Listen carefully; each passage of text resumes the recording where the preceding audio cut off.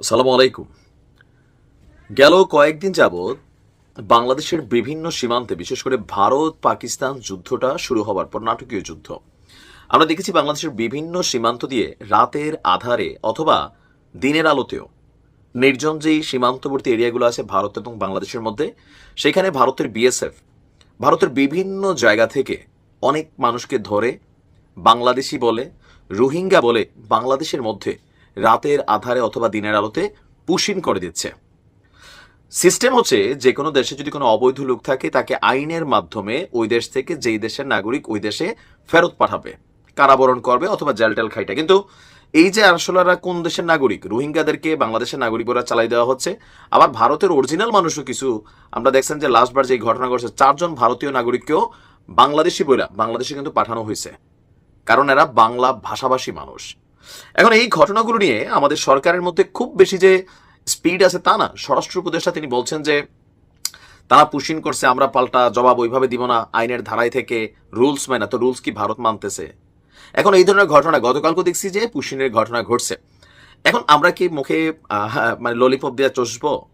আমাদের বিজিবির ভূমিকা কতটুকু থাকবে, সেনাবাহিনী কতটুকু ইনভলভ হবে, বা ভারত বিষয়টাকে কতটুকু হালকা নিচ্ছে? তবে আমি ধন্যবাদ জানাই সেনা সদর দপ্তর থেকে যেই বক্তব্য এসেছে। সেনা সদর দপ্তরে আমাদের যিনি প্রেস ব্রিফিং করেন, তো ওনার কাছে প্রশ্ন ছিল, এই যে বাংলাদেশের বিভিন্ন জায়গা থেকে মানে সীমান্তবর্তী এরিয়াগুলো থেকে ভারতের বিএসএফ কর্তৃক বাংলাদেশের নাগরিক বলে, রোহিঙ্গা সহ বাংলাদেশের তো 2-4 জন আছে, ভারতের নাগরিককে পুশিন করাচ্ছে, এই ব্যাপারে সেনাবাহিনীর অবস্থান কি? কারণ এটা তো সার্বভৌমত্বের ইস্যু। এই পুশিনের মধ্যে তো রয়েরও 2-4টা এজেন্ট ঢুকাই দিতে পারে, আমরা কেমনে শিওর হবো যে কে কার লোক? তো সেনা সদর থেকে বলা হয়েছে বেসিক্যালি বিষয়টাতে সরাসরি সেনাবাহিনী চাইলেও ইনভলভ হতে পারে না। কেন? আন্তর্জাতিক কিছু নিয়ম আছে। সীমান্তবর্তী এরিয়াগুলোতে কাজ করবে বাংলাদেশে, যেমন বিজিবি কাজ করছে, ভারতে করতেছে বিএসএফ। কিন্তু আমাদের সেনাবাহিনী চাইলেই সীমান্তে গিয়া বিজিবির দায়িত্বটা পালন করতে পারবে না। এটার জন্য আবার সরকারের বিশেষ নির্দেশনা লাগবে, আবার এটা সম্পর্কে আইন কানুনও আছে একটা ইন্টারন্যাশনালি। তো সেই জায়গা থেকে আমাদের সেনাবাহিনী বিষয়গুলো সম্পর্কে অবগত আছেন, এবং পুশিন বাংলাদেশ সেনাবাহিনী সেটাকে সমর্থন করেন না। যদি সরকার নির্দেশ দেয়, বিজিবি যদি এটাতে ফেইলিউর হয়, দেন আমাদের প্রাণপ্রিয় সেনাবাহিনী তারা সীমান্তে যাবে এবং কি এই ব্যাপারে অ্যাকশন নেবে, কারণ পুশিন কোনোভাবেই এটা কিন্তু কাম্য নয়।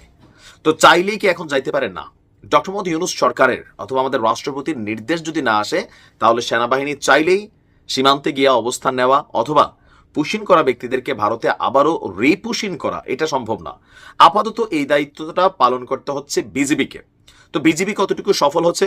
অনেক জায়গায় সফল হচ্ছে, অনেক জায়গায় ব্যর্থ হচ্ছে। ব্যর্থ কোথায় হচ্ছে? ভারতের সাথে বাংলাদেশের কিন্তু বিশাল একটা সীমানা। তো আমাদের যেই লোকবল, আমাদের যেই ম্যানেজমেন্ট, এটা আসলে এত বড় বিশাল সীমানাকে পুঙ্খানুপুঙ্খভাবে মনিটরিং করার সুযোগ নেই।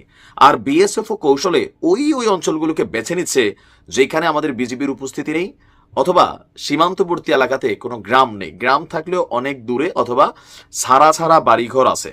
সেখান থেকে বিএসএফ করে কি, মানুষগুলোর 200, 100, 300, 50, 10, 20 নির্দিষ্ট সংখ্যক আকারে সীমান্তের মধ্যে এনে বলে যে বাংলাদেশে ঢুকে যাও, ঢুইকে এইদিকে যদি ফিরে আসছো গুলি করে মাইরা ফেলামো।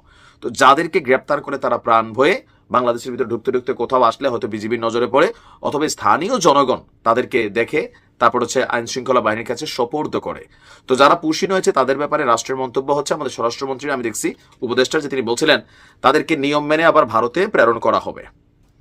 তো সেনাবাহিনীর এই বক্তব্যটা এই মুহূর্তে খুবই জরুরি ছিল, নয়তো ভারত আমাদেরকে লেতুর পেতুর মনে করার মতো একটা সিচুয়েশন আসছিল যে যেমনি হোক ঢুকাই দিচ্ছি। রাষ্ট্র তো, ওই দেশের সরকার তো খুব শক্ত কোনো ভূমিকা পালন করছে না, আর সিস্টেমে ঢুকাচ্ছে। বললাম না যে বিজিবির সীমানা দিয়া বেড়ামি দেখাইয়া ওই কাজ করতেছে না, চোরের মতন যে জায়গাগুলোতে সীমান্তে বললাম না একটু দুর্বল এরিয়া আছে, ওইখান দিয়ে ঢুকাই দিচ্ছে।